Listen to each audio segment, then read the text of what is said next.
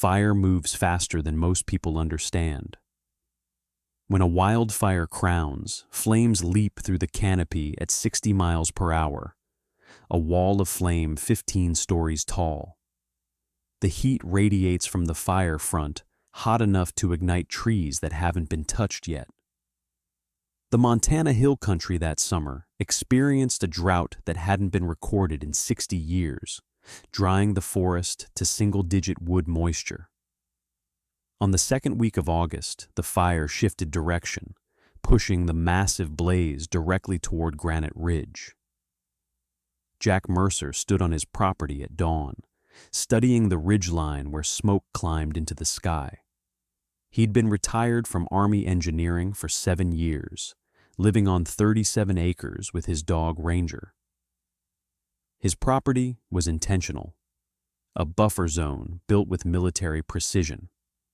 He'd spent months maintaining a firebreak system that traced through the hill country, using terrain elevation, wind corridor analysis, and strategic access points. He understood fire like a combat engineer understands blast patterns. It was mathematics, physics. The early morning air was already warming unnaturally. The temperature had climbed to 92 degrees by 6 in the morning, unusual even for August. There was a quality to the air, a dryness that made breathing feel like inhaling from a furnace. The forest around him seemed subdued, lacking the normal sounds of birds and insects. Animals understood fire before humans could see it. They fled when the electromagnetic field shifted, when ozone accumulation changed the air chemistry, when smoke chemistry altered wind patterns in ways visible only to creatures with sophisticated sensory equipment. Ranger moved along the ridge with Jack, his tan and black coat catching the early light. The dog was originally a military patrol and detection dog, trained for combat zones. They moved in silence, understanding between two creatures that had learned to trust each other. Ranger had been trained to navigate through smoke and ash, to track scents in zero visibility, to respond to subtle hand signals. His alert ears rotated independently. His nose was sophisticated sensory equipment that had learned to distinguish a live forest from burning forest, the scent of water sources from hundreds of meters away, the smell of human fear in a group of evacuees. The dog could smell adrenaline, the sharp metallic scent released by human nervous systems. He could smell smoke particulates changing the air composition. His senses existed at a resolution far above human perception. By 9 in the morning, Jack's phone rang. The sheriff's office wanted to evacuate. The fire was moving faster than predicted. There were 387 people in Granite Ridge, nestled in a valley surrounded by burning hills. The evacuation route south would be blocked in less than 2 hours. Jack listened, processing information. He'd made his decision hours ago. "How fast is it moving?" Jack asked. His voice was steady, trained to remain calm under pressure. "Faster than the models predicted," the dispatcher said. Her voice showed stress underneath the training. "We're seeing 40-mile-per-hour advance rates. The direction has shifted. It's heading directly at the valley. You need to evacuate now." "Route 200?" Jack asked. "Still open, but not for long. 90 minutes at most." Jack hung up. 90 minutes meant the valley would trap people. It meant the road would become a parking lot while fire approached from both directions. It meant people would burn in their vehicles because they'd trusted evacuation routes designed under different conditions. Kyle Dunning had arrived in Granite Ridge 2 weeks earlier. He was famous on YouTube, 5 million subscribers who watched him survive with modern technology. He'd brought gear to document the evacuation, certain his drone footage and satellite phone updates would make perfect content. He'd set up his command center in the parking lot of the Granite Ridge Lodge, 3 GPS units, a satellite communicator, a drone with thermal imaging, a backup power bank, encrypted radio systems, water purification tablets, and freeze-dried meals for a month. $50,000 of survival optimism, positioned to fail in ways Kyle had never anticipated because he'd never understood how systems fail under catastrophic stress. The equipment was impressive. The battery arrays were military grade. The GPS units had redundancy. The thermal drone had weather resistance. The satellite communicator had encryption capable of storing classified military communications. Every piece of equipment was designed for reliability. Every piece of equipment was designed for normal operating conditions. By noon, evacuation was official. Jack knew Route 200 would become impassable in the time it took 300 vehicles to drive it. He'd already loaded his rucksack with water and military canteens, a compass, a paper topographic map, and his e-tool. Ranger jumped into his 1994 Chevrolet without being asked. Jack didn't own a GPS. He'd never needed one. The truck had no air conditioning. By the time Jack drove toward town, the outside temperature had reached 97 degrees. The air smelled acrid, a sharp chemical scent that wasn't quite smoke yet, but the precursor to smoke. It was the scent of pine oils heating, of resin beginning to volatilize, of a forest under thermal stress. Jack could read it like a book. The fire wasn't yet visible, but it was close. Close enough to alter the chemical composition of air. Close enough to change wind patterns in ways visible to someone who understood fire behavior. By 3 o'clock, Jack could see the main fire from the ridges. It was moving faster than reported, an orange wall advancing at 40+ miles per hour, pushed by winds visible as dust clouds. Jack could smell the fire now, the sharp, acrid smell of burning pitch and resin.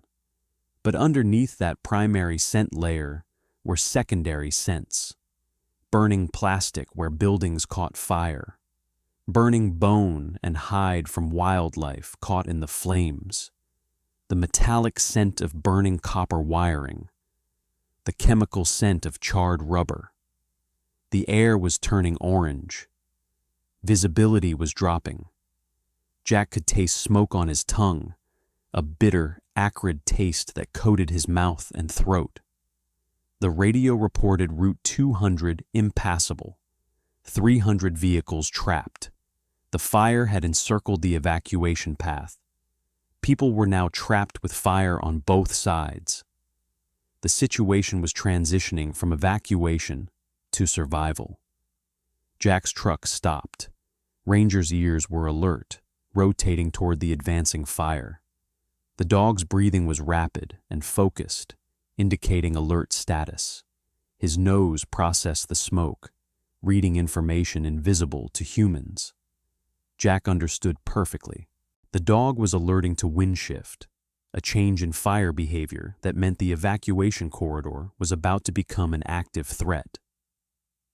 The wind had shifted from southwest to south-southeast. Jack could feel it on his face. The fire was adapting to wind shifts, finding the path of least resistance. Jack made a decision in 30 seconds. He grabbed his water, map, compass, and e-tool. He left his truck and started walking back toward town. Behind him, Ranger moved in formation. The command center at the Granite Ridge Lodge parking lot held roughly 70 evacuees. Kyle Dunning was live streaming with his thermal drone, GPS, and satellite phone. His setup was impressive. It was completely dependent on systems beginning to fail. The evacuees were clustered in a panic state. Mothers clutched children. The elderly looked lost. The atmosphere was charged with fear. Adrenaline from 70 stressed humans, creating a specific chemical signature in the air. Jack could smell it immediately. Jack found Kyle standing by his table, looking at screens flickering with unreliable data. There were roughly 70 people clustered in the parking lot, most residents of Granite Ridge. Their faces showed fear. Some were crying. Some gripped phones trying to contact family, getting nothing but "no service" errors. "Your screens are lying to you," Jack said. His voice was quiet, but cut through the noise like a knife. "That thermal image is compromised by particulates. Your GPS is off by at least a quarter mile in this smoke. Your satellite phone is losing connection every 30 seconds. None of that data is valid anymore." Kyle looked defensive. "I have 4-bar signal. My devices are military grade. They're designed to function when their operating parameters are met," Jack said with patient certainty. "Temperature range, particulate load, signal availability, battery voltage. Those parameters changed. You're now in a condition you weren't designed for. You're working outside your system's specifications. Nothing you have there will help in the next 4 hours."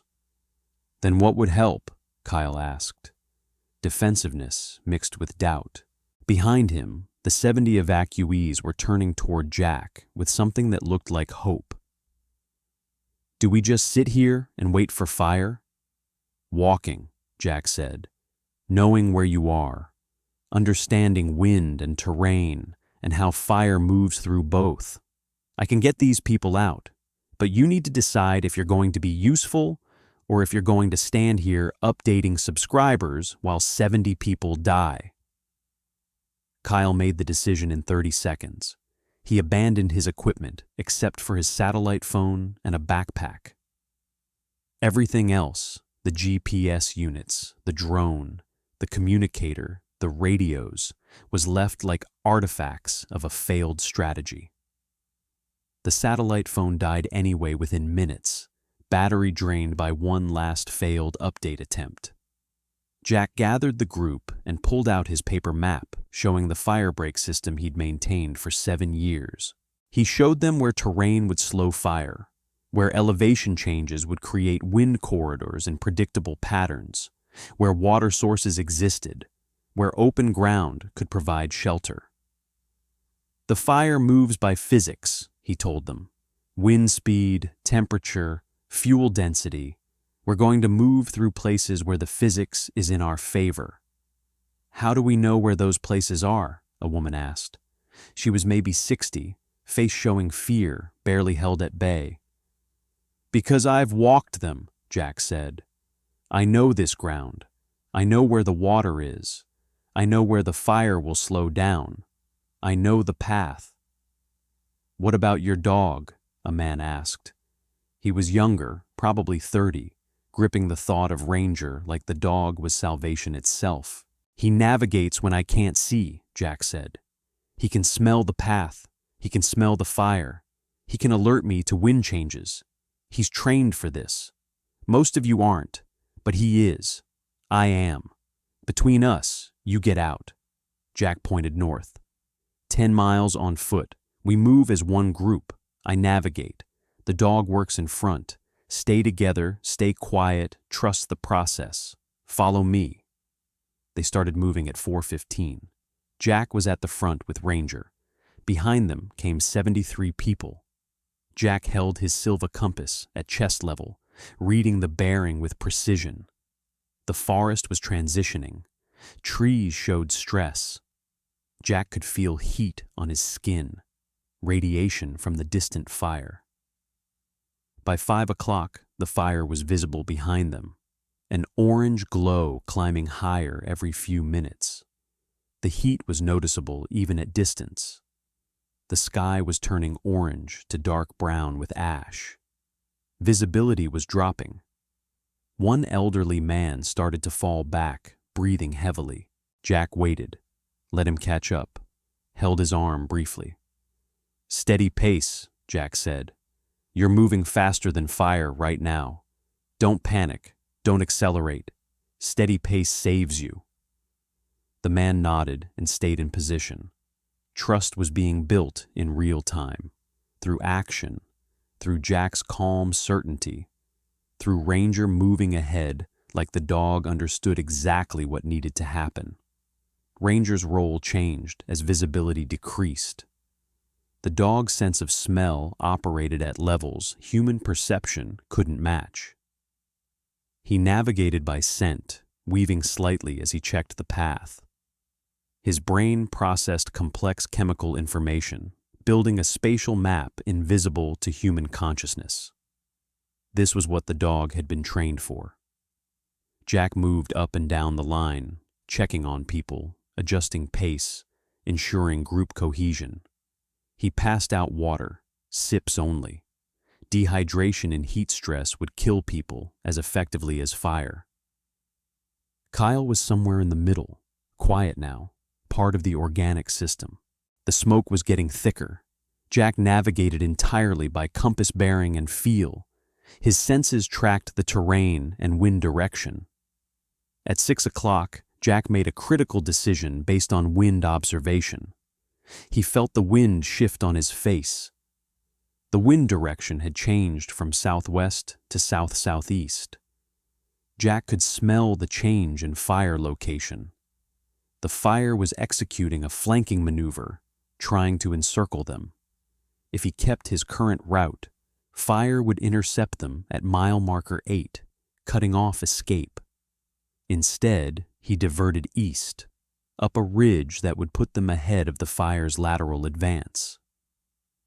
He adjusted his compass bearing without consulting technology. 52 degrees. He walked with absolute confidence. He turned to the group. "We're changing direction. The fire is trying to flank us from the left. We're going up the ridge. It's harder climb, but it puts us ahead of the fire's lateral movement. Trust the process." They changed direction without complaint. The trust had been earned. Ranger alerted at the new route. Jack followed the dog's signal. About 200 meters down the slope was a creek crossing. Water from mountain springs, a physical barrier that fire would have to slow to cross. The dog had navigated to a critical resource. The group moved toward the creek, roughly 6 feet deep with cold water fed by mountain springs, which provided a barrier that fire would have to slow to cross. Water would absorb thermal energy from approaching flames. Behind them, the fire was now visible as an actual wall. Flames climbed trees, consumed the canopy. The heat was intense. But the group kept moving, trusting the quiet man making navigation decisions with a compass and a dog. The creek was freezing. When the group crossed, the shock of cold water brought gasps. Jack waited on the other side, counting people. The other side of the creek meant fire would have to slow down. "How much further?" a man asked, panic creeping in. His name was David. He worked at the gas station. Jack had pumped gas there for 7 years. "The fire's getting closer." 3 more miles, Jack said. His voice remained steady. "The fire slows when it crosses water. We're going to use that time to gain distance. Keep moving." The group moved again, bodies exhausted, lungs burning from smoke. But they kept moving. Jack was at the front. Behind them came the evacuees who had surrendered navigation to someone who understood fire. At 7:20, Jack positioned the group in a clearing on the north side of the creek. The clearing provided open ground where fire would slow. He had people gather in the center, away from standing trees. He positioned people with water containers for immediate action. "The fire reaches that creek in the next 30 minutes, Jack told them. "When it does, intensity will drop.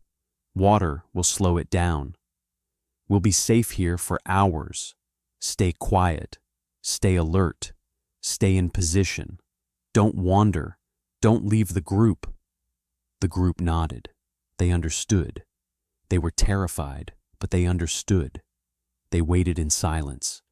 The sound of the approaching fire became audible, a roaring like a jet engine mixed with burning wood. The heat intensified. Smoke thickened. Ash rained down like snow. The fire reached the creek at 7:48. The flames entered water and intensity dropped dramatically. The advance slowed. Water was a barrier. Fire respected barriers. Jack watched the fire cross, reading it like he'd learned through 7 years of preparation. The flames were orange and yellow at the base, blue at the edges. The group watched in silence as the wall of fire moved through the creek and consumed the far slope. Trees burst into flames spontaneously from heat radiation. Children cried. Adults wept.